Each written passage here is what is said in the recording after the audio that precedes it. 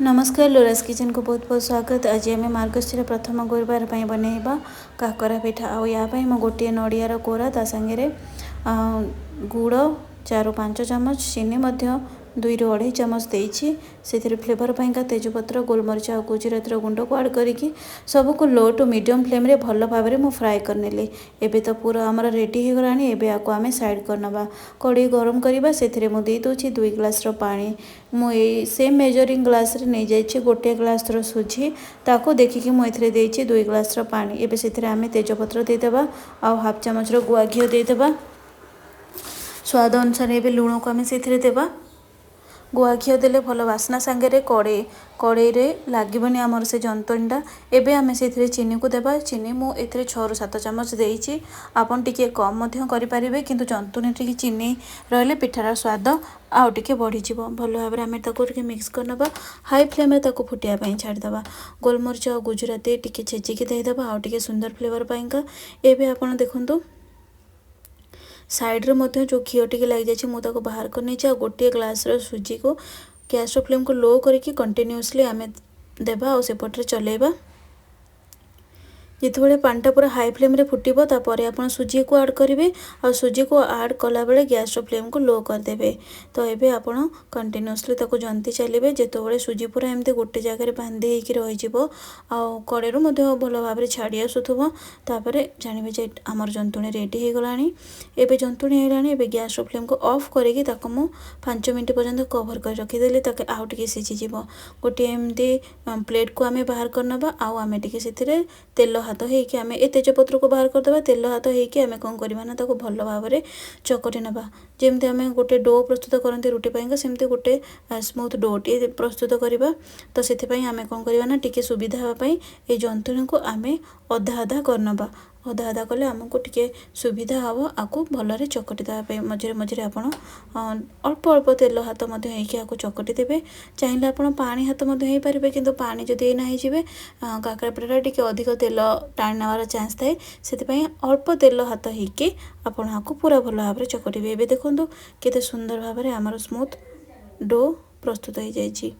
एबे आमे कोन करबा ना आउ टिके तेल हाथ हेबा आउ आमे यार काकरा पिठा प्रस्तुत करबा। तो एमती गोटे छोटो गोला नै जिबा। ए गोलाटा को मध्ये आमे भल भाव रे हाथ रे एमती गोल कर दबा ताकि जेमती गोटे क्रैक फ्री बॉल जेमती हुए सेमती किछि भी जेमती क्रैक नथिबो। ए गोला को आमे सेमती तेल देके आउ टिके भल रे चकटी दबा।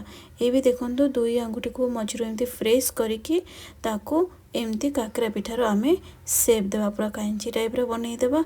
आको आपन टिके पतला करिवे। पतला कले कोन होबो ना पिठार बड़ होबो सांगरे से टिके पतला मध्ये होबो माने से टेस्ट लागिवो आउ पूरा मध्ये टिके अधिक मात्रा रे धरि परिबो जा फल कि तार स्वादटा आउ टिके बढ़ी जिवो।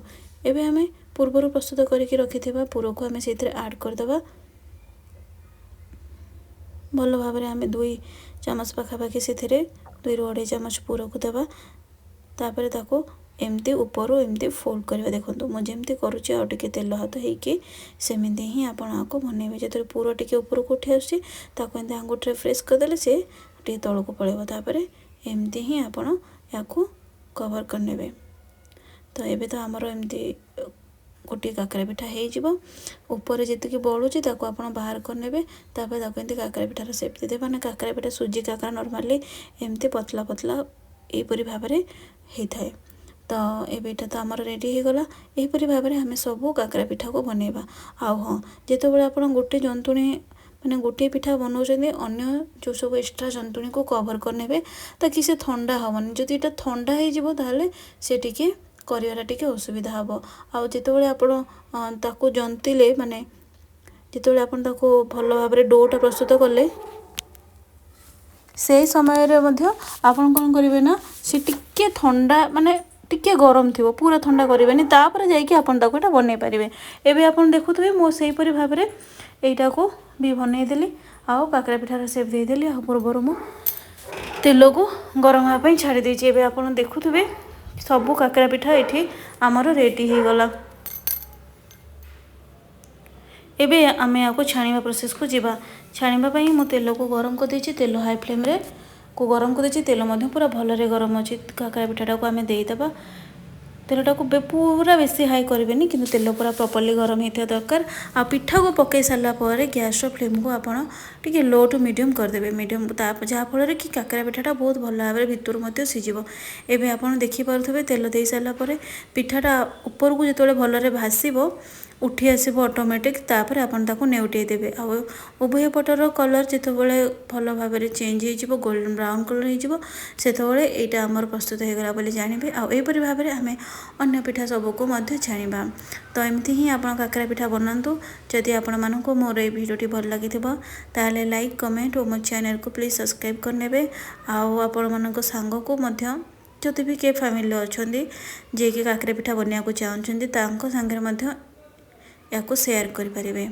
तो ये आप देखु ये उभय पटर कलर चेंज हो आसानी। एबे आपको आम बाहर करनवा काकरा पिठा आमर हो गलानी ताको आम काढ़ीदबा।